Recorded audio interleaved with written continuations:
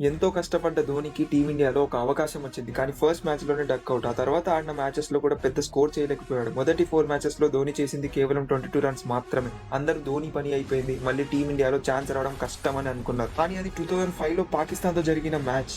Dhoni talent మీద నమ్మకం ఉన్న అప్పటికి కెప్టెన్ సౌరవ్ గంగూలీ అతనికి ఇంకో లాస్ట్ ఛాన్స్ ఇచ్చాడు. అప్పటి వరకు నంబర్ 7లో బ్యాటింగ్ వచ్చిన ధోనికి నంబర్ 3లో బ్యాటింగ్‌కి పంపించాడు. ఇదే లాస్ట్ ఛాన్స్. టీమిండియాలో నీ ప్లేస్ నిలబెట్టుకోవాలంటే ఖచ్చితంగా నువ్వెవరో ప్రూవ్ చేసుకోవాలి. అప్పటి వరకు ఎదుర్కొన్న కష్టాలు, బాధలు అన్ని కసిగా మార్చుకుని ధోని బ్యాటింగ్ స్టార్ట్ చేశాడు. ఆ రోజు తన బ్యాటింగ్ మాట్లాడింది. కేవలం 123 బాల్స్‌లో 148 రన్స్ కొట్టి తన తలరాతనే మార్చేసుకున్నాడు. ఆ ఇన్నింగ్స్‌తో తన స్టామినా, పవర్ మొత్తం క్రికెట్ ప్రపంచానికే చూపించాడు. అప్పట్లో స్ట్రాంగెస్ట్ అని భావించే పాకిస్తాన్ బౌలింగ్ అటాక్ 23 ఇయర్స్ వయసు ఉన్న ధోని కంప్లీట్ గా డామినేట్ చేశాడు. తన పవర్ఫుల్ షాట్స్ తో సపరేట్ క్రేజ్ సంపాదించుకున్నాడు. ఆ ఒక్క ఇన్నింగ్ ధోనిని టీమిండియాలోకి ఒక ఆర్డినరీ ప్లేయర్ నుండి ఫ్యూచర్ సూపర్ స్టార్ గా మార్చిన టర్నింగ్ పాయింట్ అయింది. గుర్తుపెట్టుకో, కొన్నిసార్లు ఒక ఛాన్స్ చాలు. ధోని ఫ్యాన్స్ అయితే తప్పకుండా లైక్ చేసి కమెంట్స్ లో ఎంఎస్డి అని టైప్ చేయండి.